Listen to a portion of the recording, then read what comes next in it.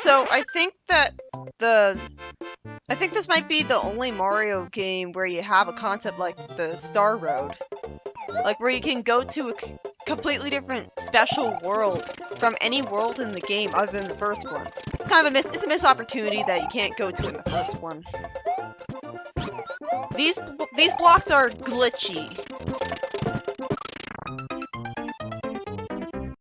Like if you hold A and go towards the spinning blocks as you're falling down them, then you can end up falling extremely fast, and you always get pushed to the left when you're inside a solid object.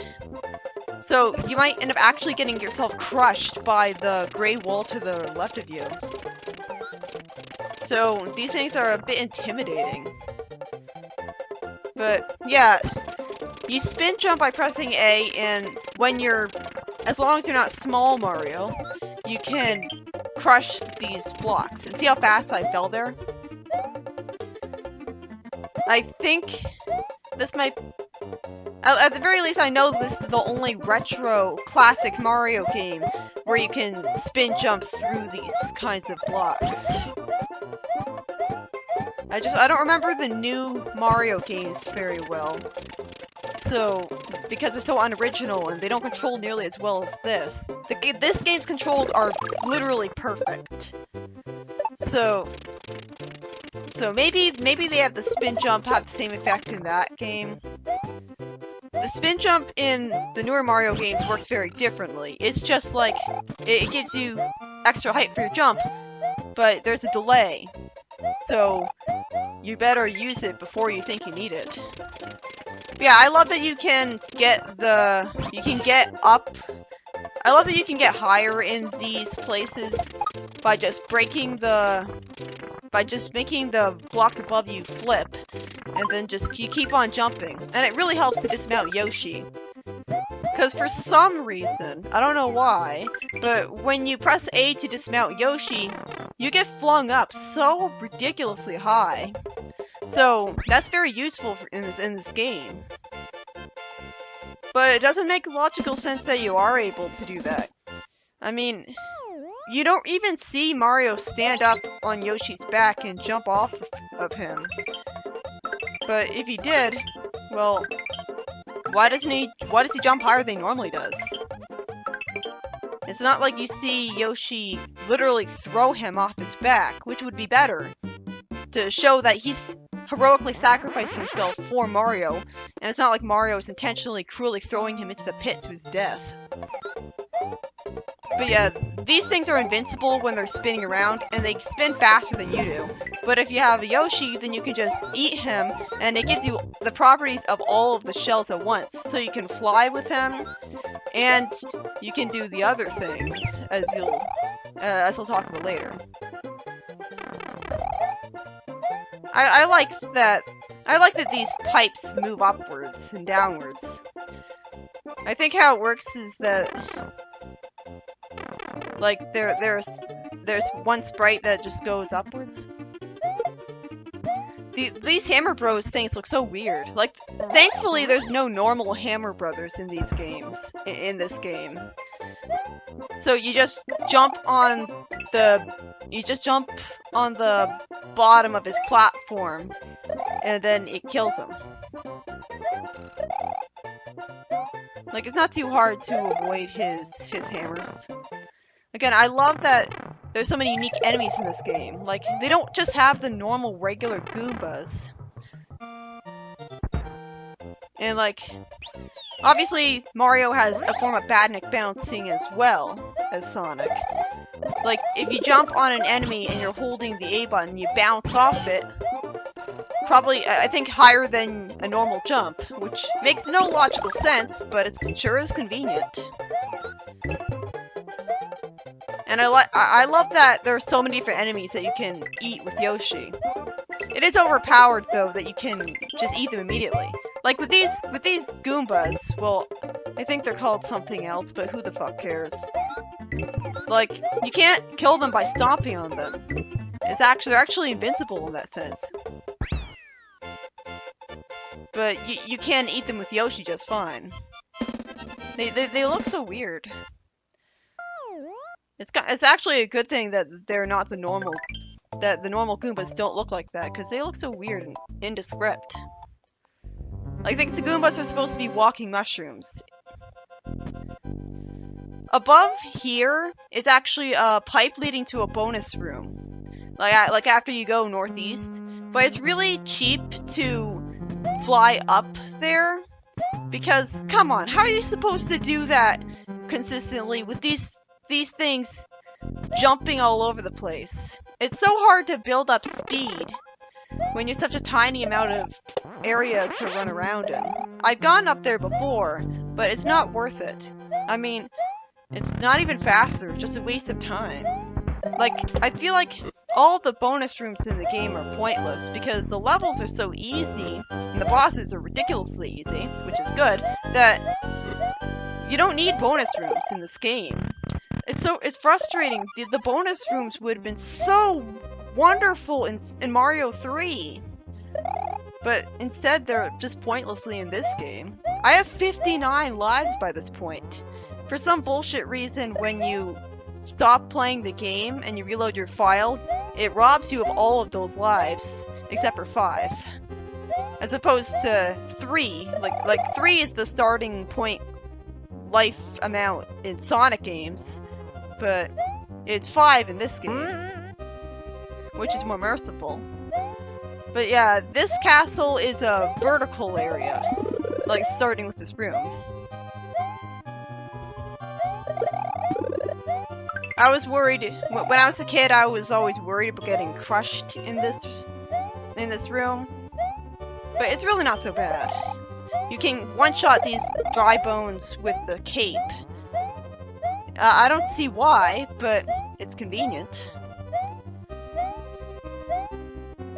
I'm glad that there aren't tons of enemies in Mario games that require more than 2 hits to kill. Like, 2 hits seems to be like the maximum. This guy's pathetically easy. You can jump on him the instant that he gets better. You have to, experience with him will teach you to anticipate the moment where he becomes vulnerable again. And so you jump, like, right before he starts moving again. But if you take too long, he'll actually climb up the walls and jump off the ceiling and land and ground pound to create a shockwave. And the walls will move closer to Mario every time. And he'll just keep doing that. And like you can just keep bouncing off his head when he's climbing up the walls. And it's totally ineffective. But it's a boss that you can learn to beat really quickly, which is good. There's a glitch that I can show off here. I love when there's really easy to show off glitches in this game that even I could easily pull off. Like, isn't this weird? Like, they forgot to program a proper invisible wall to affect the enemy. But if he crawls down to the bottom of the room, then he'll disappear because he's programmed to die if he goes too far down. You can kick a shell or throw it with to have it spin and go through those buzz bombers or whatever they're called. And you can also use the cape to make the block spin to get over here. And you can also, like, spit out a shell with the Y button in order to progress as well. There's multiple different ways of getting past that, which is always pretty cool.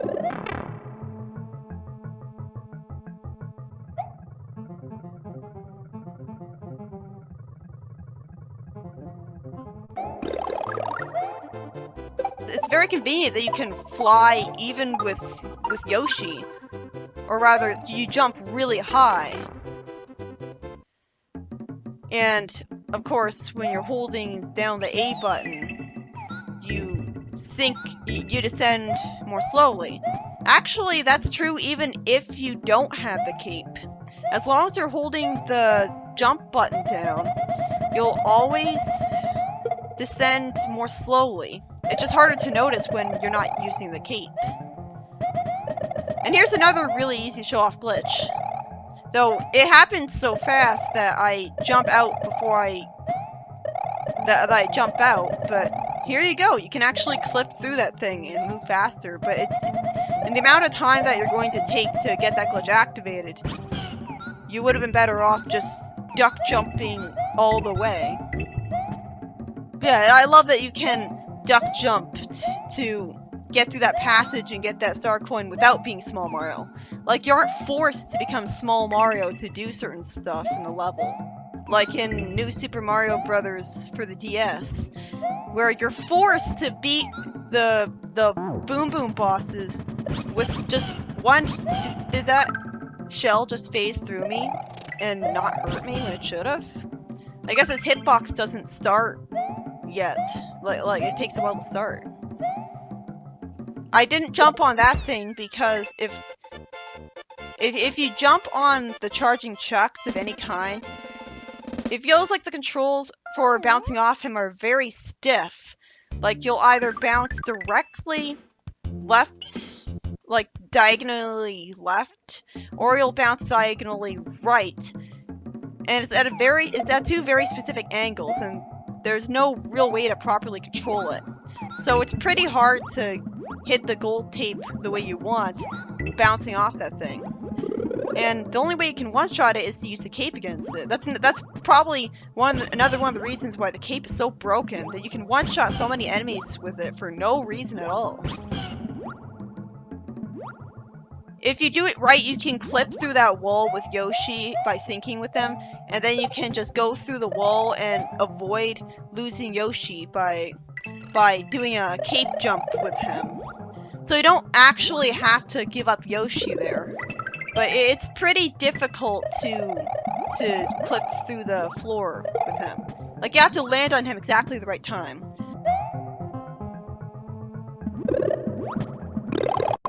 I remember so many times where I got hit by the enemy to the left because it walked off the edge when I was below it. I love that they have the properties of shells. Like, it's not just the Koopa Troopas. You can also throw these guys like shells. I didn't realize that I would throw it just that far to the right, especially since it's underwater. You'd think that would slow everything down and make it impossible to throw it that far to the right. But thankfully, they actually thought to respawn the key if you destroy it by accident. So that's good. I didn't have to give up on getting the secret exit. Your physics are very different when you're swimming with the key. You get propelled forwards a lot faster, and like there's no way to stop being propelled forwards faster other than dropping the key. And you're always swimming upwards unless you hold down on the control pad. I swear this thing is faster than you can run, or at least it's faster than you're starting running, because it's pretty easy for it to hit you. But you can spin jump off it and you don't get hurt at all, which doesn't make any logical sense, but it sure is convenient. Like, there's so many different special abilities that the spin jump has for no reason, and I think they don't make it past this game. It's just so weird to me that I always assumed that the spin jump of this particular game would be a mainstay in every Mario game after this point, because this was the Mario game to me for my entire life, so I naturally assumed that the spin jump was like the thing of Mario. Of course, it wouldn't be, well, it wasn't in the NES Mario games. This is a pretty vertical level, so that's gonna become a pain to me later on. I love these spring things. You have to hold down the jump button when you're on the tip of them so that they propel you upwards. If you're too close to the wall, then they won't propel you upwards enough. If you time the fly right, then you won't have to deal with using the spring to progress, but it's actually pretty difficult to do. I was proud of myself when I figured out how to do this as a kid. Like, you don't need the blue blocks at all to get up here. I guess the reason I was proud of myself was because it was a small platform that I was building up speed on. Like, relatively small anyways.